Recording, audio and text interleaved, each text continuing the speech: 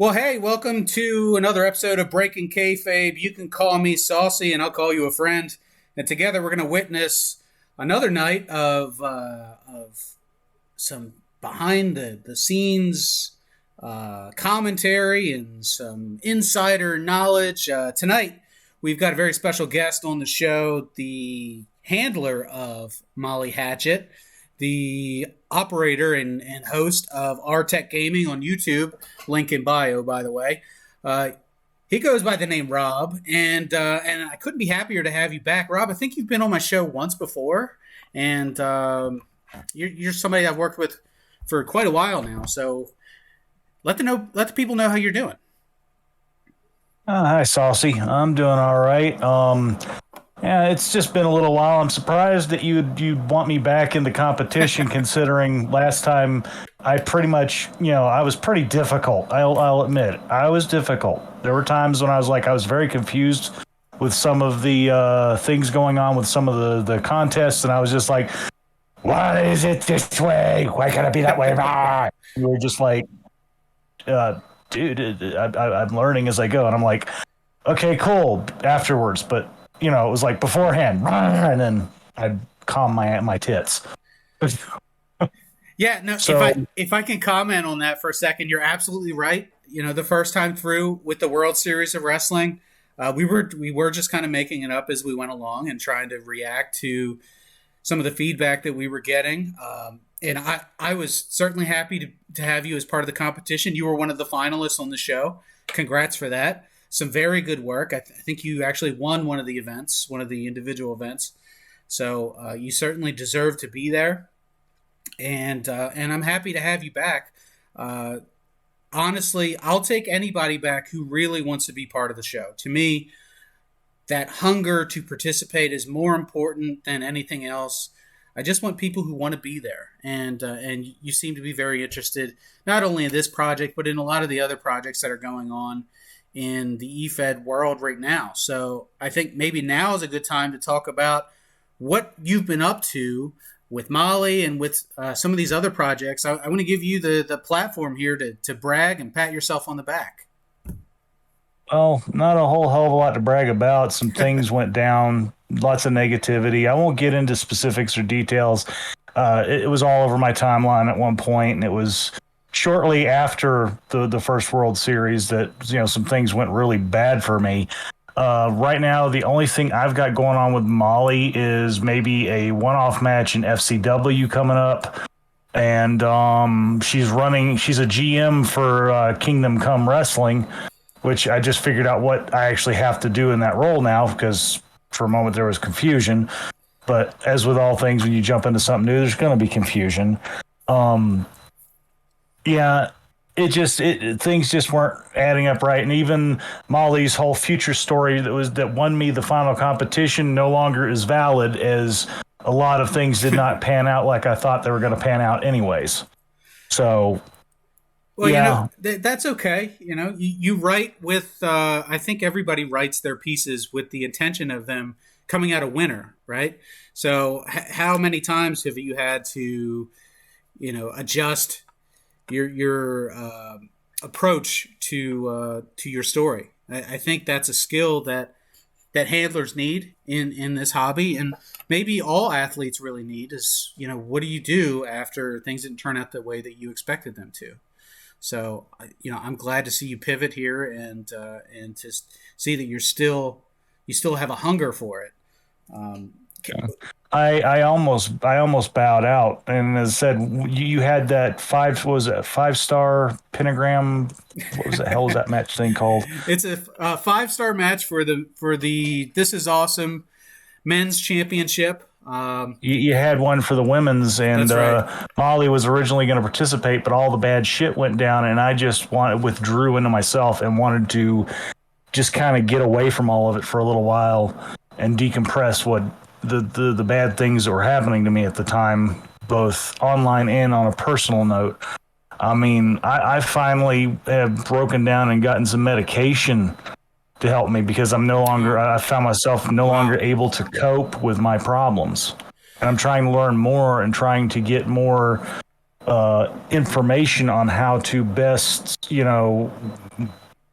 act going forward, because a lot of things would have been avoidable had I been medicated in the first dang place. But I've been trying for years to avoid medication because, especially for somebody who has high-end ADHD like I do, it's very difficult to get anything that will work. I've found something that's so far working as far as calming my brain down and not letting me wander all over the damn place, because my brain process is kind of like a shotgun blast, and I will like pick and pepper and go after different things, but I will never be entirely 100% focused unless I actually sit down. Like, that's the reason I won that last competition, I think, was because I actually sat down, got rid of all the distractions for a moment, and just wrote for like hours and then sent it to you guys. And then I was like, oh God, I hope it's not too damn fantastical.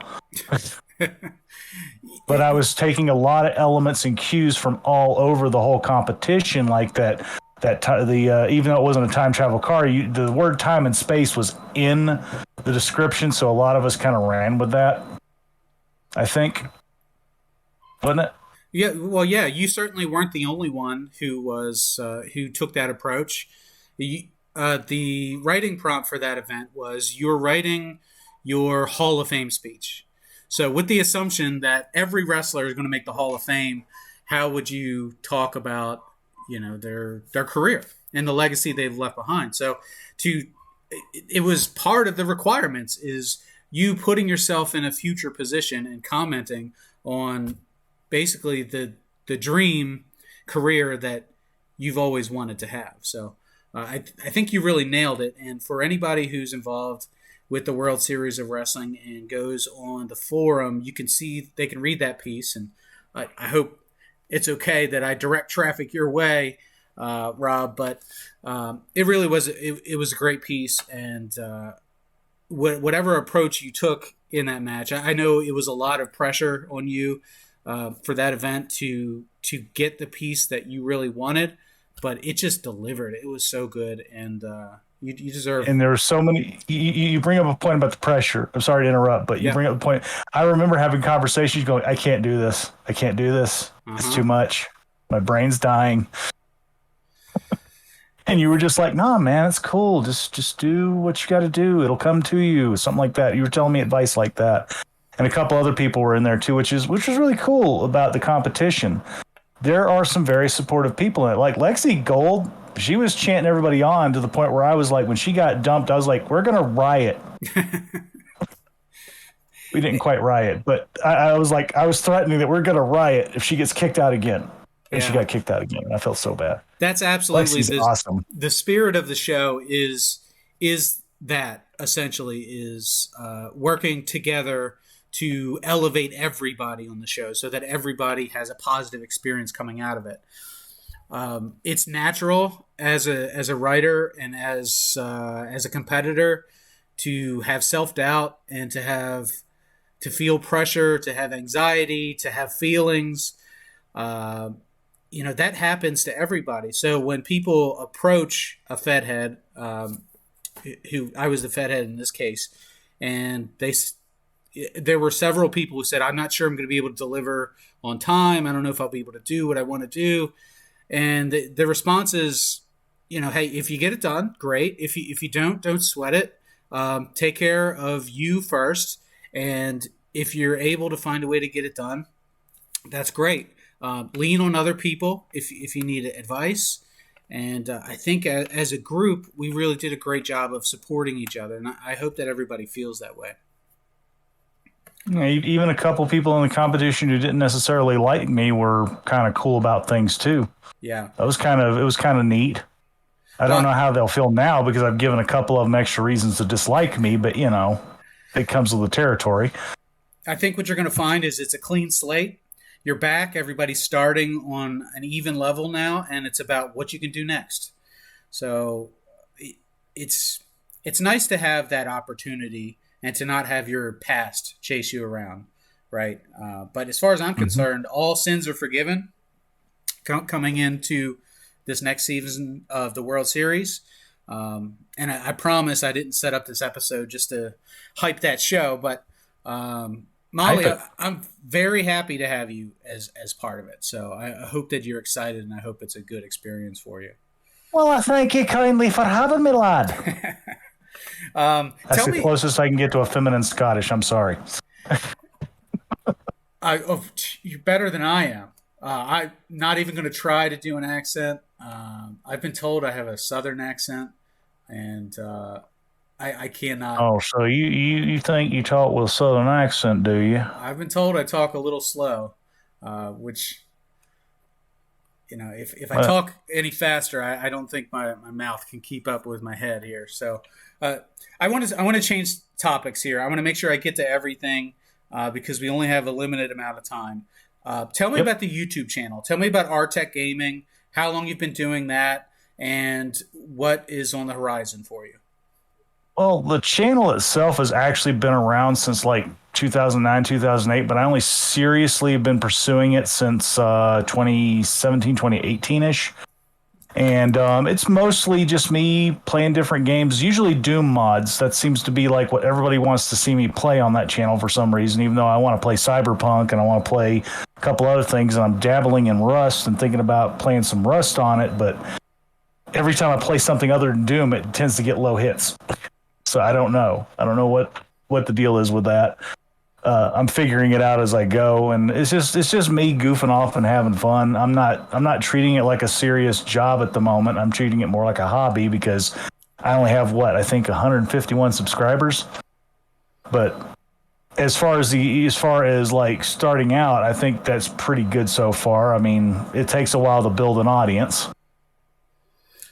Well, yeah, As you can probably attest. yeah, yeah, absolutely. Anybody who's listening to this show, now's a great time to go ahead and subscribe to this channel. And in addition to that, subscribe to Artech Gaming's channel. I will put a link to the channel and affiliate our channel with yours. I'll do the same. Yep, get that taken care of, and keep making content that people are watching. Eventually you'll hit the algorithm, and if Doom content is where it's at, if you enjoy doing it, keep doing it, man. It'll work out. I think you probably know a lot more about YouTube production than I do at this point. It's just a matter of finding your niche, and maybe that's it for you. I'm a very bargain basement editor. If you'll ever watch my videos, I do some funny things here and there, but it's, I've seen more production value in your stuff. Trust me. Well, I'll tell you, 2 years ago, I didn't know how to do any of this stuff. I never had a Twitter account, never had a YouTube channel, a Twitch channel, any of that stuff. If I can learn it, anybody can. I'm not doing anything special. I haven't paid for any software. It's all free content, and anyone who's interested in learning more, let me know. We'll set up a screen share, and I'll show you how to do the tricks that I've worked on. I'd be happy to do that. I just use Wondershare Filmora for a lot of my editing and OBS for recording my desktop. There you go.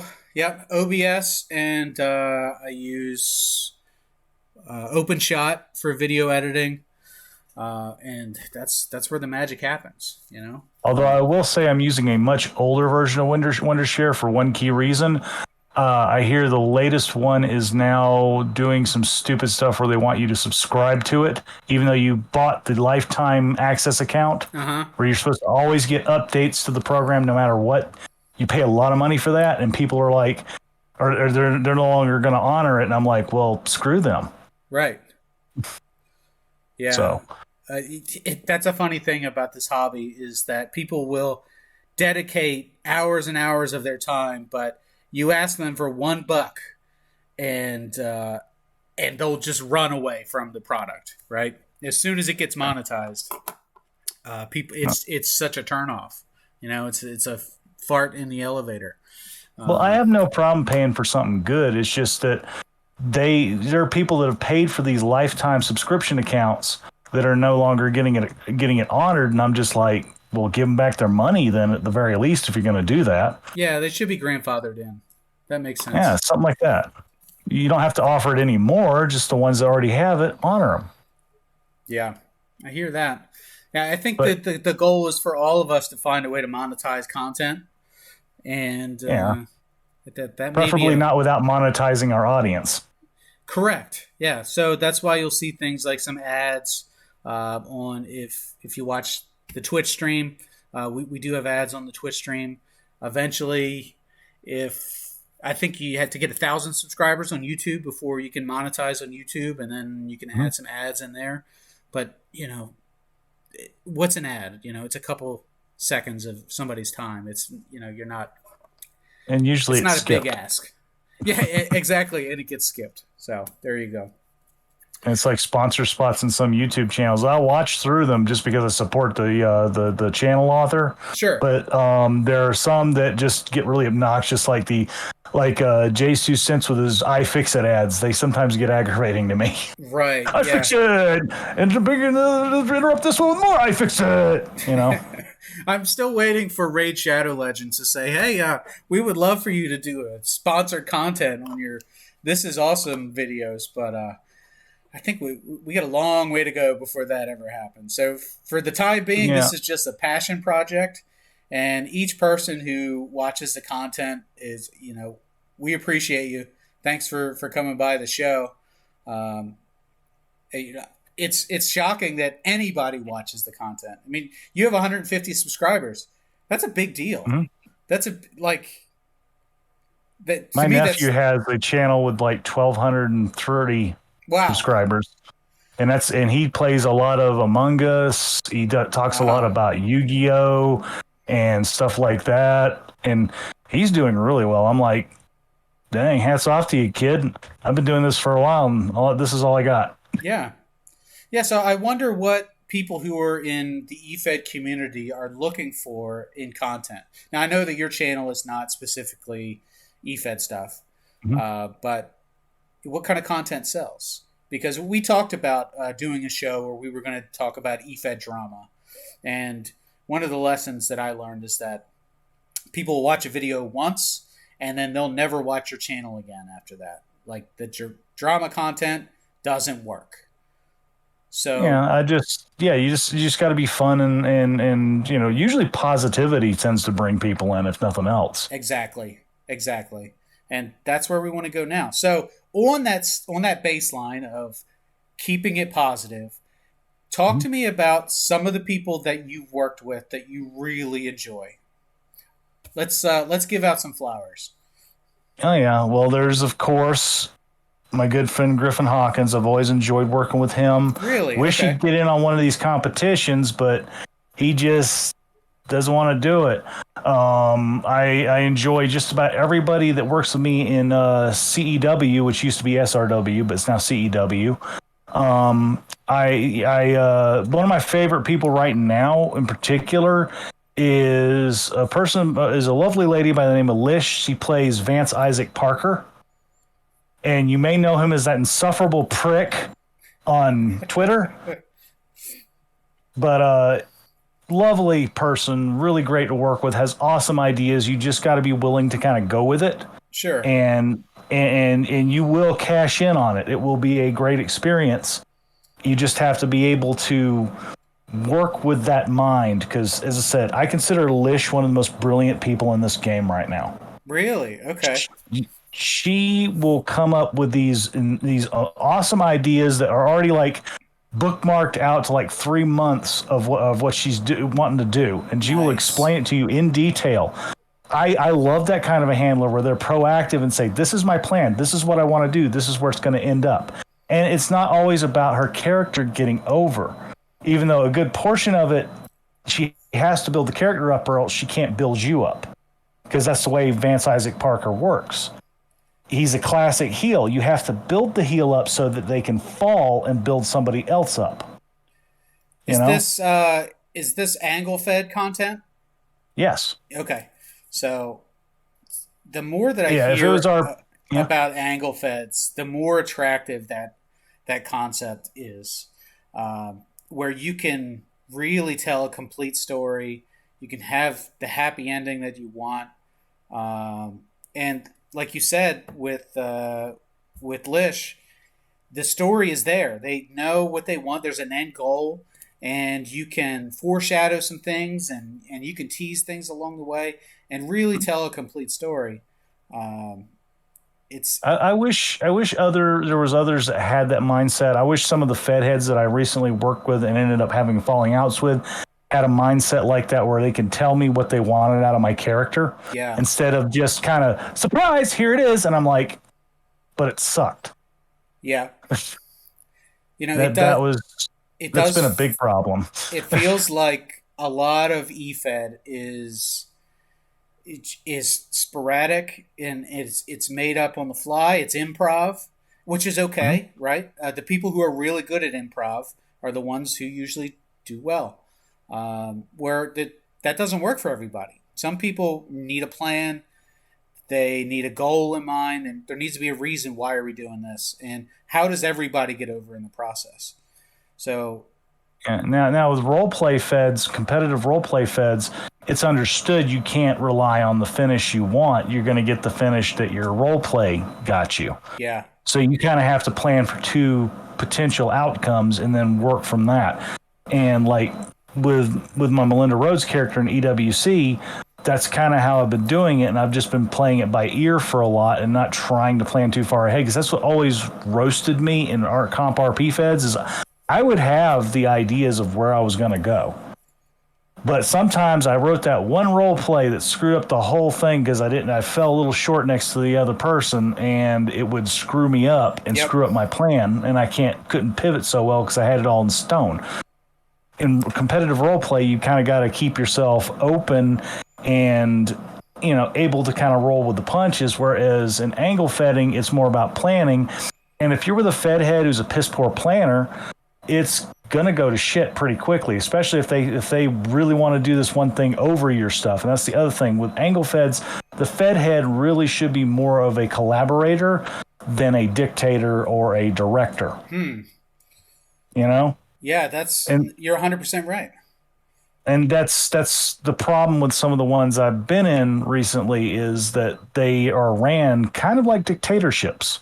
Sure. And it leads to some hard feelings, especially when you have somebody who really has a concrete idea of what they want to do, and they talk it with the Fed head, and the Fed head pretends they're listening, and then goes, "I'm going to do this instead."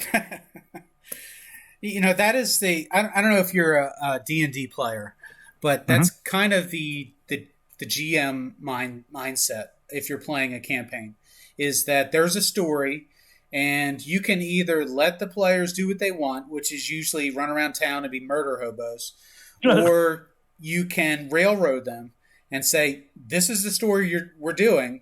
You can try to goof off, but we're still following this story no matter what.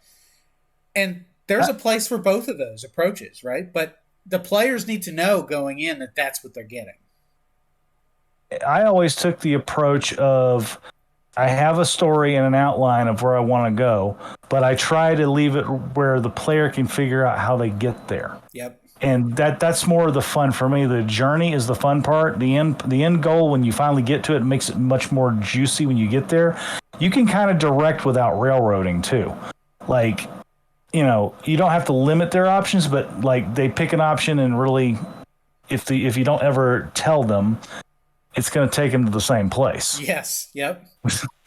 So they'll never feel railroaded. There's a lot of video games that are really good at this. Like Yes. Mass Yep. Effect is great at that. You can go explore every planet in the solar system, but eventually you're going to have to come back to that main plot. Yes. Yeah. No, you're totally. I hadn't really thought about it that way, but that's exactly how feds should run, and maybe why I get a little frustrated with in competitive feds because it doesn't seem like there's a plan, you know. Um, so Yeah, the Fed heads keeping themselves open too. Because they can't exactly depend on your role play to necessarily get the result they may be looking for too. yeah, Unless they're completely cooking the books and changing their own rubric to match your role play. I've seen that happen a few times. yeah. Well, I don't want to get into that. That's a whole other show, right? But I do Yeah, want to that's circle. that's a whole shebang. I want to circle back to something you said earlier because uh, Sure. I, I want to make sure that we do spend some time on it. You mentioned Melinda Rhodes. one of your Yes. alt characters. I assume you have a few alt characters. Do you want to go ahead and promote Just any of it's those while we're just at it? right now it's just Melinda Rhodes. That's the only other character I play, and as I said, she was originally just going to be the Fed head of CEW for a while there, but then I got invited back to EWC after a couple failed attempts at doing different little angle things and it not quite going so well. And she is killing it in EWC. I just had her win a title versus title match against none other than King Flip, who's a legend in EWC. And she basically won for the second time the Monday Night Brawl International Championship. And she defended her FX Broadcast Championship at the same time, which she has been holding nonstop since she returned from an injury. And that was her second run with that belt. In the first run, she had like 6 or 7 defenses in a row before finally losing it. And then I kind of was having mental issues, so I had to take a break. And I had it like she had her arm injured, and then it became kind of a focus that people were targeting that arm, and I kind of like played it like it was a trap. Like she was setting them up and saying, "Oh, my arm is so hurt," and then they go at it, and she like locks their ass up in a submission hold and gets them tapped and goes like, "You fell for it, bitch." It sounds like Melinda is kicking ass. So that raises the question for the World Series of Wrestling. You can only put one in. You have this golden ticket, which was gifted to you from Harvey Marks. And who goes in? Is it Molly? Is it Melinda? Is it It's somebody Molly new? because I want Molly to actually succeed too. Yeah. She has all the same potential as Mel. She's been around as a character in this era of efetting for just about as long. She just started much younger. She was like 16, and now she's like, what, 27? And I've been playing her straight the whole time. It's just, I have a propensity of picking the wrong feds a lot. It's a curse of mine. I pick the wrong places because I either like somebody on the roster and I want to work with them, or it just looks cool and I'm like, whoa, I really want to try this. And then I get in and I'm very disappointed. Yeah. Yeah. And I think everybody's been guilty of that before. And it's not that there's anything wrong with the Fed or that there's anything wrong with you. Just sometimes it's just a bad fit, right? It's like a job. Like sometimes it's the wrong culture for what you're trying to do. So, I want to say I'm personally glad that it's Molly coming back to the World Series and not Melinda, because Molly's got that veteran status. She's coming back. There aren't a lot of veterans in the show, and the field's been cut in half. But Molly's back there, and Mel would be technically a veteran as well. She's actually, as I said, in character, she's been in the game a lot longer. She started young too, but she's been in since the late 2000s. She's like 43 now. No, she's 41 now. When I I'm say 43. veteran, I'm talking veteran of the show. So a World Series of Wrestling. I get you. How many returners are there? And the goal for me was to bring in a lot of new blood. Not everybody was invited back, but it wasn't because they did anything wrong. It was because we wanted to try to keep it fresh, right? And keep the door open and say, look, everybody's welcome here. Come as you are. This isn't just a good old boy network where, if you miss the bus the first time around, you can't get in. Like, this is for everybody. So we still have 4 or 5 more tickets to give out to the show. And those are going to fill up within the next 2 weeks here. And then the show takes off. The only thing that kind of sucks for me is when we were originally talking, I wanted to have Molly be one of the coaches, but I know I waited too long because I said I was going through shit. I was mentally kind of drained and exhausted by all the crap I had gone through at that time. Sure. And as I said, I would have loved to have been mentoring somebody who was a new character and stuff with her and trying to help them out a little bit. And doing all that, and just said playing the coach role, because originally that's what I was going to do, but I got fried and I couldn't handle it. So, I kind of regret that. But at the same time, it would be kind of cool to be competitive with it as well. Now you can see what new people do against her, bounce off of them. You can still do both. This is a team event, right? So you'll have the opportunity to mentor everybody in your team, or at least contribute in some way.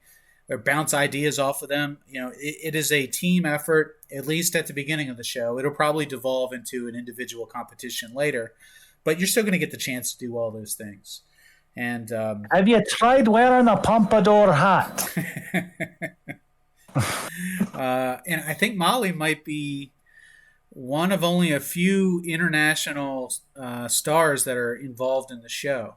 Now that I think about it, I can't name any others off the top of my head. She might be the only one. So appreciate having her there. Last time you had Rayon Keto, and he was like as international as you can get. He's been every damn where. Yeah, he's from somewhere in the universe, right? Yeah. Well, originally from Japan, but he works in outer space. Yes, that's right. All right, we're up against the clock here, so I want to wrap things up.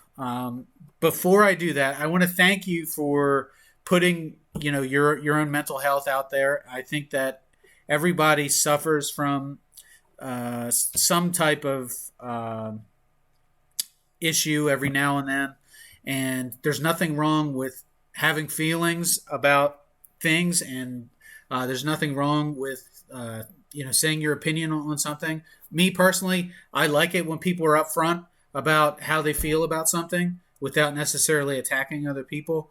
And I know it's not easy to do, to put yourself out there. So I want to thank you for that. And I hope that other people are as forgiving and as understanding and as loving when they work with you in the future. So before we go, I want to give you the platform. Is there anything else you want to cover before we wrap it up? I'm going to cover the sandwich. No, I'm just kidding. No, as far I just want to have fun. I want to have a good time with everybody. I want to throw so much under the bridge water-wise and just be done with any issues of the past. And, from here on, the way I've been looking at it is if anybody still wants to have a problem with me, that's on them. That's not on me. I'm choosing not to have the problem anymore. I've only kept blocks up for people that were like really obnoxious or irritating, but I'm good with just about everybody at this point. I'm in a better place mentally than I was just at the beginning or toward the beginning of the year. And I look forward to trying again and potentially doing better if I can help it, now that I'm a little more clear on what some of the rules are. Well, unless there you you have change it. them again. Well, yeah. The rules are going to change. So there's going to be a lot different this time around. Not everybody's going to be able to win, but the goal is to make everybody from 1 to 32 feel like that they were part of something. The goal in the show is to be a finalist, okay? So of the 32, 8 will be finalists on the final show. You want to get in the final. That should be the goal for everybody. And outside of that, just have fun with it. Hopefully you get to meet some new people, work with some new handlers. You've got some great coaches here that you can learn from. And we're going to keep making these shows every week. So you'll get a little bit of recognition. You get a little bit of shine on your name. And Molly's got that veteran status in the show. So hopefully people go up to Molly and say, hey, what worked last time? What are they looking for? And I'll just wear a name badge that says assistant coach. Right. So we'll have to see who gets whose team will you get drafted to. That the draft is coming up here in a couple months, but before that, we'll be putting out some new profiles and doing some other things. But I've said way too much about my projects and not enough about yours. It's fine, Molly. I love the character. Early on, you're somebody I tried to work with. You were part of the show last time. You're part of the next thing, and keep doing what you're doing. So I hope that things are well and that you're happy and that you still enjoy writing as much as a lot of other folks do. So sometimes, as I said, writing helps me get a lot of issues out, and unfortunately, I haven't been doing enough of it lately. I've been getting ran into the ground by my job, but I'm hoping to change that soon and get a different, better job. Yep. So, anyways, I think that's pretty much covers me. It covers you. What else we got to do? Well, let me send them home. So, everybody from This Is Awesome Promotions and from Breaking Kayfabe, I've been Saucy. This has been Rob, the handler of Molly Hatchet and Melinda Rhodes. Thank you for coming by. Thank you for being a friend. Everybody love everybody, and we'll see you again down the road. Snooch to the booch.